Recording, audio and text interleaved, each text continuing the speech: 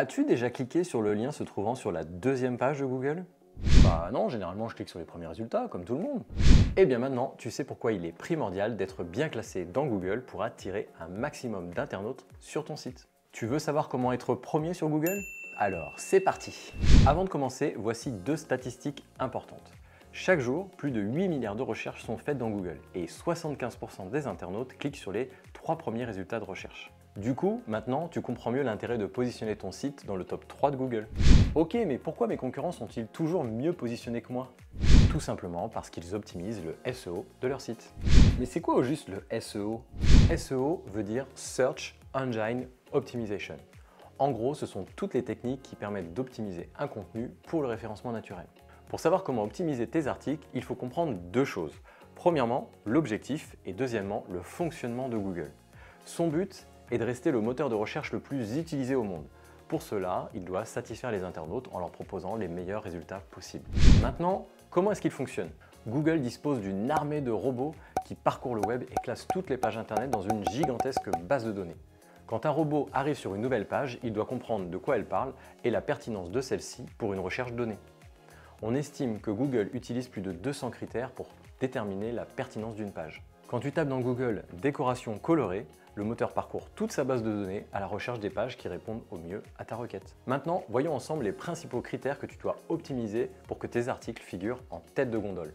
Optimiser ton SEO, c'est optimiser 3 piliers. Le pilier contenu, le pilier technique et enfin le pilier notoriété. Commençons par le pilier contenu. Qui dit contenu, dit mots-clés. Et oui, avant de te lancer dans la rédaction d'un article, il faut d'abord choisir le mot-clé que tu vas cibler. Pour cela, je te renvoie à la vidéo détaillée que j'ai faite sur le sujet. Une fois que tu as choisi le mot-clé à cibler, tu vas devoir écrire le meilleur contenu possible. Petite astuce, regarde les 3 premiers articles positionnés sur ce mot-clé car tu vas devoir faire mieux qu'eux. Concentre-toi sur deux choses, la qualité et la longueur du contenu. Évite de copier-coller du contenu trouvé sur une page web car Google n'aime pas le contenu dupliqué et risque de te pénaliser pour ça. Utilise le site Siteline pour identifier le contenu dupliqué sur ton site. Bon, maintenant que tu sais que tu dois créer un contenu de qualité, tu vas commencer par créer la structure de ton article. Celle-ci va faciliter la compréhension de ton article et éviter d'avoir un effet monobloc très désagréable pour l'internaute. Ton article doit être découpé en plusieurs parties. Il te faut un titre qu'on appelle le H1, ensuite une introduction, un autre titre, un H2, un paragraphe avec un visuel de préférence, encore un H2, encore un paragraphe avec un visuel, etc. etc. Il faut qu'il y ait une structure qui soit logique. Revenons maintenant au mot-clé de ton article. Tu dois le placer à des endroits stratégiques. Ok, mais où? Ton mot-clé doit apparaître le plus tôt possible dans ton article, idéalement au début de ton introduction. Tu dois également le placer sur certains de tes titres. Enfin, ton mot-clé doit figurer dans les balises title et texte alternatif de tes images. Sois bien vigilant à la densité du mot-clé. Mais du coup, je le mets combien de fois dans mon article? Pour vérifier que tu as optimisé ton article pour le mot-clé ciblé, tu peux utiliser le plugin gratuit qui s'appelle Yoast SEO, qui est très simple d'utilisation. Il t'indiquera avec des feux de différentes couleurs si ton article est optimisé pour le SEO. Il te listera les éléments à corriger pour passer au feu vert. Je te recommande également d'intégrer des images dans ton article. Pour cela, tu dois optimiser leur poids afin de réduire la vitesse de chargement de ta page. Mais ça, on en reparle dans le pilier technique. Il faut également indiquer ton mot-clé dans le nom de fichier de l'image avant de l'importer sur ton site et sur les balises title et texte alternatif. Encore une fois, gare à la suroptimisation. Si le plugin Yoast SEO indique que tes visuels sont suroptimisés, tu devras trouver des synonymes ou des mots-clés associés à ton mot-clé principal. Dans ton article, tu dois également travailler ce qu'on appelle le maillage interne. Cela correspond aux liens présents dans ton article et qui pointent vers d'autres articles de ton site. Cela permet à Google de parcourir facilement tous tes contenus. Et ça permet également aux internautes d'aller creuser d'autres sujets complémentaires à leur requête initiale et donc de passer plus de temps sur ton site, ce qui a pour effet d'améliorer ton référencement. J'ai entendu parler du maillage externe. Qu'est-ce que c'est? C'est tout simplement les liens présents dans ton article et qui pointent vers d'autres sites. Tu peux ajouter un lien externe vers une source complémentaire pour l'internaute. Si par exemple ton article parle de la Tour Eiffel, tu peux inclure un lien vers la page Wikipédia de Gustave Eiffel pour que les internautes puissent découvrir sa biographie. Maintenant, passons au métatitre. Méta quoi? Le métatitre, c'est simplement le titre de ton article qui est affiché par Google dans sa page de résultats. Il doit être constitué au minimum de 40-45 caractères et au maximum de 65-70 caractères pour ne pas être tronqué dans la page de résultats du moteur de recherche. Idéalement, il faut mentionner ton mot-clé dans le métatitre. Et petite astuce, inclure un chiffre augmente la chance d'avoir un clic. Encore une fois, le plugin Yoast SEO contrôlera ces différents points pour toi. Assure-toi de bien les corriger si besoin. Et comment s'appelle le résumé qui est affiché sous le titre dans la page de recherche de Google? Il s'agit de la métadescription. Elle apparaît juste en dessous du métatitre. Ce n'est ni plus ni moins qu'un résumé ou plutôt une promesse que tu fais à l'internaute quant au contenu qu'il va trouver sur ta page s'il clique dessus. Tu dois bien travailler ces deux éléments pour donner envie aux internautes de cliquer sur ta page plutôt que celle de tes concurrents. Plus les internautes cliqueront sur ta page et plus Google améliorera ton positionnement sur la page de recherche. Voilà, nous en avons fini avec le pilier contenu. Maintenant, attaquons-nous au pilier technique. Voici une statistique pour poser le décor. Oui, je sais, j'aime bien les statistiques. Plus de 60% des recherches internet sont faites sur mobile.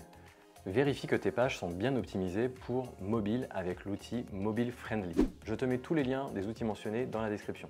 Autre point clé, la vitesse. Comme tu t'en doutes, plus ton site sera rapide et plus Google le mettra en avant. Vérifie la vitesse de chargement de tes pages avec l'outil PageSpeed Insight. Hey, quel accent! Regarde la liste des préconisations faites par l'outil pour améliorer la vitesse de chargement. Si pour toi c'est du chinois, tu peux recruter un freelance pour qu'il t'aide à corriger les problèmes rencontrés sur la partie technique. Si ton site est difficile à utiliser et que sa navigation n'est pas fluide, il risque d'être déclassé par Google. La raison est toujours la même, Google cherche à satisfaire les internautes.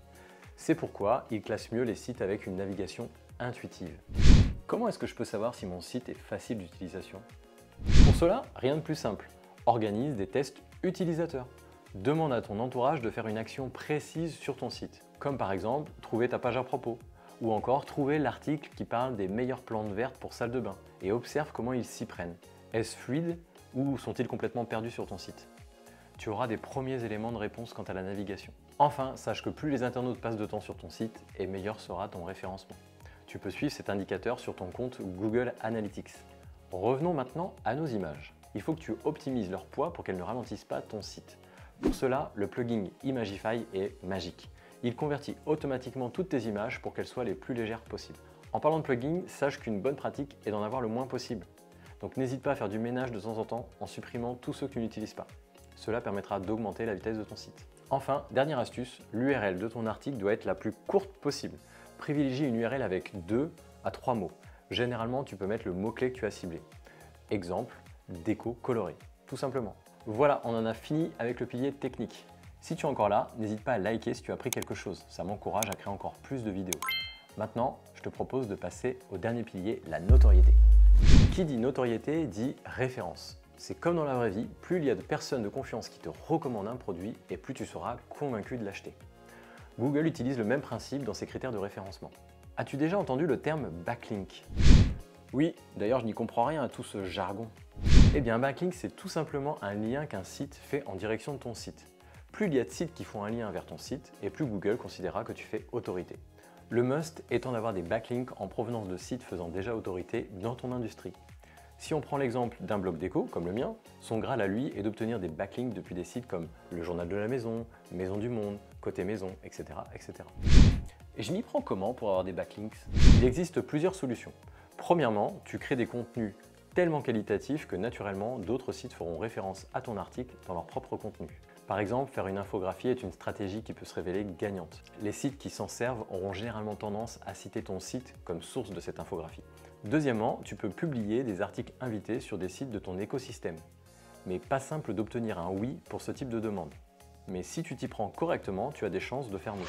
Mon conseil, apporte de la valeur et évite les mails génériques qui finiront fatalement dans la poubelle de ton destinataire. Enfin, tu peux également acheter des liens sur des plateformes. Là aussi, fais très attention à la manière dont tu t'y prends car Google pénalise l'achat de liens. Si tu te lances dans cette stratégie, fais-le avec parcimonie. Voilà, tu sais maintenant comment positionner tes articles en première position de Google. N'hésite pas à me dire en commentaire quel point vas-tu mettre en œuvre en priorité sur ton site. Si tu n'as pas eu le temps de prendre des notes, tu peux télécharger en description la checklist de tous les points qu'on vient d'aborder ensemble. Je te dis à très vite et bon référencement. Si tu veux aller plus loin, j'ai créé une vidéo de formation dans laquelle je t'explique pas à pas comment vivre de ta passion grâce à l'affiliation. Si cela t'intéresse, clique sur le lien dans la description. Pour attirer un maximum. Du coup, maintenant, on dirait passe-partout quand je fais ça. Son but est de rester le moteur de recherche le plus utilisé au monde. Évite de copier-coller. Un paragraphe avec de réduire la vitesse de chargement de la page. Je te recommande. Deuxièmement, tu peux plus. On n'a pas eu la suite.